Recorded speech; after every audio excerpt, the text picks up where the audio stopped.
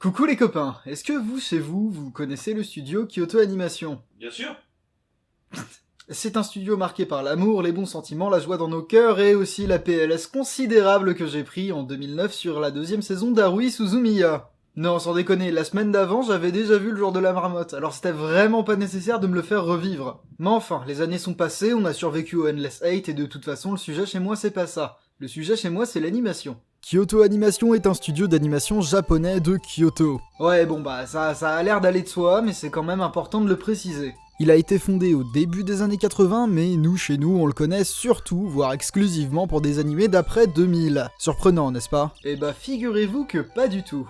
De sa fondation jusqu'au début des années 2000, ils œuvraient exclusivement dans la sous-traitance. Certains qualifieraient ça, un peu à la hâte peut-être, de manque d'ambition, un procès extrêmement injuste mais souvent fait au studio. Mais moi, chez moi, je vais vous demander de contextualiser.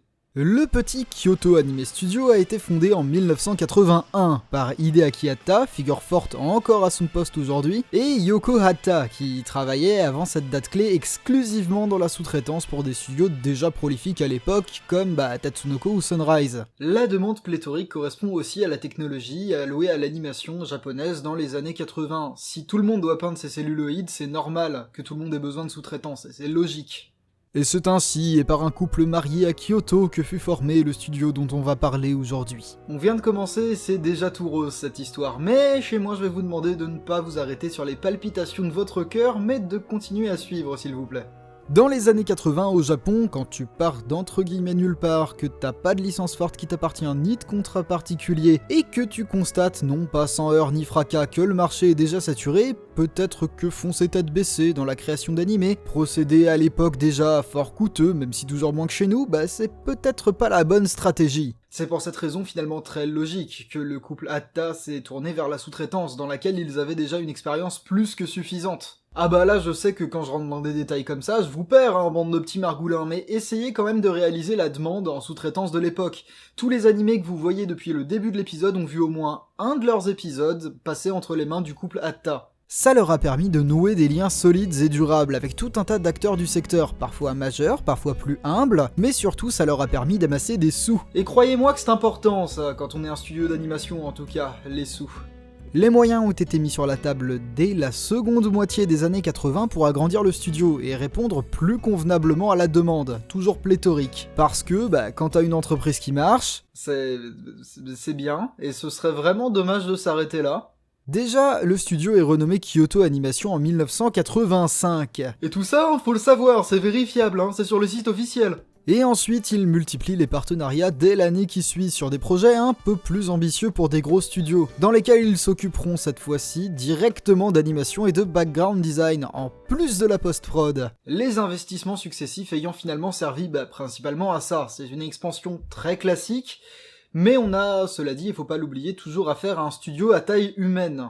Mais j'en ai marre, moi, de tes histoires à la con. Tu veux pas nous montrer des animés plutôt? Fais-nous rire, divertez-nous. Allez, bouge. On se détend déjà, alors ensuite j'y viens.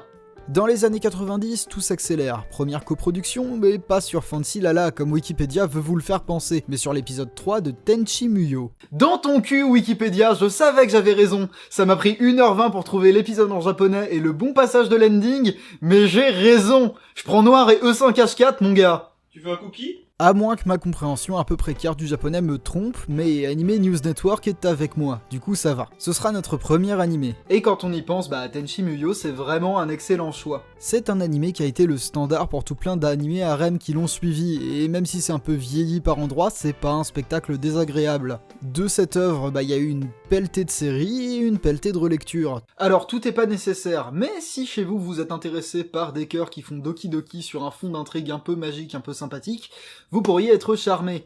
Il y a tout plein de séries, mais j'ai laissé un ordre de visionnage dans la description. Retour à KyoAni parce que je sens que je vous perds, qui a donc coproduit l'animation de 5 épisodes de la première série, celle de 1995 là, dont l'épisode 3. Malgré le budget qui m'a tout l'air un peu limité, on sent clairement la patte KyoAni, qui est de faire passer les émotions des personnages et l'alchimie entre ces personnages qui opèrent à travers du body language et des émotions sur les visages presque palpables. Les personnages véhiculent bien les émotions qu'ils sont censés ressentir. Et petite expérience chez vous, regardez l'épisode en question en japonais. japonais, il y a un lien dans la description. Et même sans comprendre la langue ou rien y connaître au scénario, vous pourrez déterminer qui est qui et ce qu'il se passe à l'écran de manière assez précise. Quand on prend le temps de remonter aux 12 principes de l'animation, on se rend bien compte que les principes de charisme et de mise en scène sont exécutés correctement. Par conséquent, on passe un bon moment sans avoir nécessairement à se demander pourquoi. Attention, tout n'est pas parfait, on sent bien encore une fois que le budget n'est pas étirable à l'infini, mais ça regorge de bonnes idées, et au final c'est du temps qu'on ne regrettera pas. À moins qu'on n'aime pas la douceur et les palpitations, mais auquel cas la véritable question ce serait « mais pourquoi Kyoto Animation du coup ?» Les années 90 s'écoulent inexorablement, emportant avec elles la carrière des Spice Girls, et sans aucun rapport, KyoAni a alors le vent en poupe. On peut même dire alors que le studio est victime de sa popularité. Dès 2000, l'expansion logique a lieu, la création d'une filiale pour s'occuper exclusivement des projets de sous-traitance, Animation Do. Parce que figurez-vous que le studio est connu pour faire le travail correctement, et que ça commence à se savoir. On est aux portes du 3e millénaire et le studio de Kyoto a maintenant toutes les options nécessaires pour percer durablement le marché de l'animation. La première véritable tentative de KyoAni sera Munto, notre deuxième animé. C'est le premier d'une série de 2 OAV de 2003, vachement sympa, qui sont caractérisés par ce que je pense être la suite logique de leurs travaux de coproduction. C'est un spectacle un peu émouvant de 52 minutes, voire 110 pour les quelques courageux d'entre vous. Et même si c'est un peu longuesse, ça gagne à être regardé, parce que c'est vraiment un proto-exemple intéressant. On lit à l'écran, comme pour Tenchi Muyo, de l'amour qui se transmet à travers le body language, tout ça. Mais cette fois-ci, j'aimerais qu'on s'interroge non pas sur l'animation, mais sur la production, à l'aide d'une interview KNN a adressée à Taichi Ishidate. Taichi Ishidate, pour vous chez vous, c'est entre autres le réal de Violet Evergarden. Munto a été son premier boulot à la sortie des études en tant qu'animateur clé. L'interview en question nous révèle quelque chose d'extrêmement intéressant sur le fonctionnement interne du studio. Ishidate-kun a été accompagné dans son premier boulot par un animateur plus expérimenté alors, Yoshiji Kigami. Le boulot de copain Ishidate, c'était de dessiner des keyframes et de les mettre dans une enveloppe, pour que le studio derrière passe à l'étape suivante. Or, dans l'interview, il nous dit aussi qu'à ce moment-là, Kigami les a quasiment toutes rejetées et corrigées, mais que malgré tout, il l'a félicité. Et là, chez vous, vous vous dites... mais c'est vachement chouette une telle relation de mentorat dans un milieu aussi marqué par la précarité que l'animation japonaise conventionnelle. Ah si, vous êtes en train de vous le dire, peut-être pas avec cette voix-là, peut-être pas exactement avec ces mots-là, mais vous le dites. Les employés de Kyoto Animation touchent des salaires fixes et ont des horaires d'employés de bureau. Ah bah c'est des petits malins le couple Atta, ils ont bien saisi que le bien-être des employés avait un lien direct avec la productivité. Quand ton animateur est pas occupé à se demander qu'est-ce qu'il va payer son loyer en fin de mois, il est quand même bien meilleur. C'est aussi pour ça et parce qu'ils peuvent se le permettre que l'ensemble de la production de l'animation est assuré en circuit court à l'intérieur du studio. Le début des années 2000, ça a été aussi le début de la grande amitié qu'il y ait Kadokawa, l'éditeur de light novel qui a aspiré vos âmes d'adolescents crédules, là, TBS, la chaîne japonaise qui avait à l'époque des sous et des cases libres dans sa programmation, mais aussi et surtout KyoAni, parce que si c'était pas le cas, j'en parlerais pas. Et c'est ainsi que pendant une décennie, de 2000 à 2009, par là, on a vu apparaître des pelletés et des pelletés d'adaptations de light novel et de visual novel, à la tonne. Voire à l'hectare si on mettait toutes les boîtes de DVD à plat par terre. De cette ère complètement magique pour ceux qui s'en souviennent et dont il ne reste que des traces éparses finalement sur la blogosphère française, on a tous des références et des noms qui nous viennent naturellement. Clannad, R, Canon 2006 pourquoi pas, Keion aussi. Mais moi si on me demandait de vous n'en conseiller qu'un, je vous dirais sans surprise ni détour Haruhi Suzumiya. La première saison d'Haruhi Suzumiya. C'est une illustration parfaite de ce à quoi KyoAni excelle, le genre du slice of life. Littéralement la tranche de vie, qui est un genre qui représente le quotidien.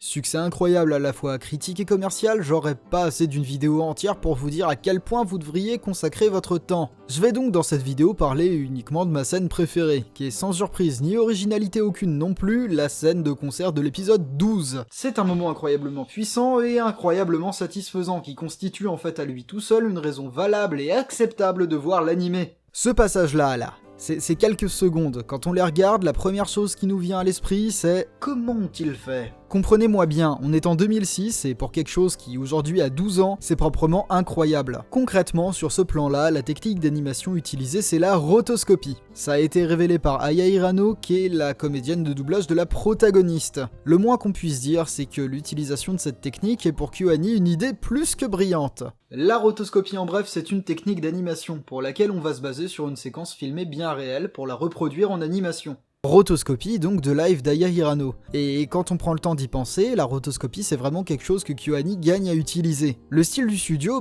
il est basé sur le charisme, la mise en scène et les détails secondaires. Et tout ça, ça profite vraiment de la rotoscopie. Puisque c'est basé sur une prise réelle, existe tout ce qui peut caractériser des studios comme Trigger là. Mais ça tombe bien parce qu'on n'est pas là pour ça de toute façon. L'animation est presque palpable parce que basée sur quelque chose de bien réel. Dans un second temps, les plans où on a le visage d'Harui en gros là sont exceptionnels parce qu'ils sont encore une fois chargés en expressions qui communiquent des émotions qui sont basées sur quelque chose de bien connu parce que bien réel. Les mouvements asynchrones entre le visage de notre sympathique, quoique parfois un peu chiante protagoniste, et ses cheveux nous renvoient encore une fois directement aux 12 principes de l'animation. Au chapitre sur les mouvements secondaires là, mais je vous assure que vous allez finir par le lire ce gros pavé. Et enfin, le contraste entre ces plans précis et ceux sur Kion qui, lui, est dans une foule compacte, véhicule suffisamment de sens tout seul pour comprendre la scène sans qu'on ait besoin de rien y connaître ni même d'avoir vu l'animé. Ce passage à lui seul est à la fois une immense réussite pour le studio et pour l'animé en général, et le place directement dans les top tiers de son année. Les années 2000 se referment alors doucement et KyoAni n'a plus rien du studio minuscule qu'il était au début de la vidéo. Qu'on s'entende, c'est déjà plus un simple sous-traitant auquel on dit bonjour, travail, au revoir, mais c'est maintenant un acteur actif qui signe des chèques et touche des retours sur investissement. Ajoutez à ça que les ventes sur cette décennie sont allées de correctes à fortement lucratives, tous leurs animés entre 2000 et 2009 ayant atteint les fameux 10 000 volumes vendus, et vous comprendrez peut-être pourquoi alors les retombées économiques sont meilleures et que le studio est maintenant puissant comme jamais. Et ce sera tout pour cette fois-ci. Partagez, commentez tout ça, le lien du Discord et le lien du Twitter sont dans la description. Sur une note un peu plus personnelle, désolé pour le retard de la vidéo, je suis actuellement en train de déménager. J'espère que ça vous aura plu. La prochaine fois on parlera toujours de Kyoto Animation, mais du post-Harui Suzumiya. Et ne vous en faites pas, j'ai pas prévu d'occulter Full Metal Panic, j'ai simplement prévu d'en parler dans la prochaine vidéo en tant que cas d'école, parce que figurez-vous que c'est un de mes animés préférés. En bref, vous trouverez toutes les sources utilisées dans la description de la vidéo, et en attendant la semaine prochaine, moi je vous dis bisous tout doux.